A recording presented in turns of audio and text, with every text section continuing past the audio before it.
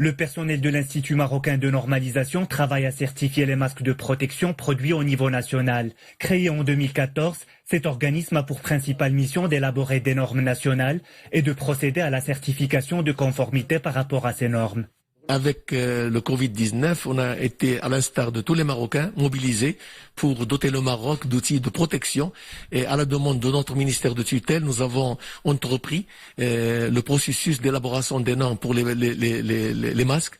Donc nous avons commencé par les masques en tissu non tissé et on a suivi ce processus par les masques en tissu réutilisables. Le processus de certification se déroule en 2 étapes. Contrôle des conditions d'hygiène et de production au niveau de l'unité industrielle et test d'échantillons au laboratoire. À la suite de la satisfaction des exigences techniques de fabrication, l'attestation est délivrée à l'entreprise. De nombreuses unités de textile ont orienté leur production vers la confection de masques anti-Covid-19. C'est le cas de ce groupe industriel qui a consacré l'une de ses usines à la production de masques de protection.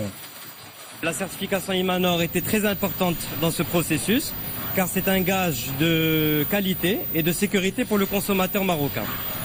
Nos produits Benzmasks ont aussi réussi les tests de la DGA en France, c'est la Direction Générale de l'Armement française, et sont conformes donc aux normes européennes. Nous nous sommes rendus dans cette autre entreprise spécialisée dans la confection d'articles de sport à Harhoura. Une qualité et un savoir-faire reconnus à l'international lui ont permis de gagner la confiance de plusieurs clients. Je suis dans le domaine du textile ici au Maroc et j'ai sourcé un tas de professionnels dans différents pays. Je suis d'abord parti en Italie, puis dans différentes autres régions de l'Europe pour trouver des spécialistes en broderie essentiellement. Et ce savoir-faire aujourd'hui est de plus en plus rare. C'est des masques barrières à utilisation domestique.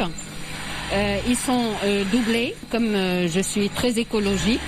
Je pense que pour un masque personnel ou personnalisé, il nous faudrait du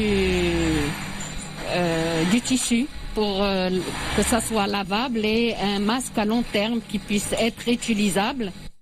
En plus des autres mesures préventives, les masques de protection constituent un précieux atout dans la lutte contre la pandémie.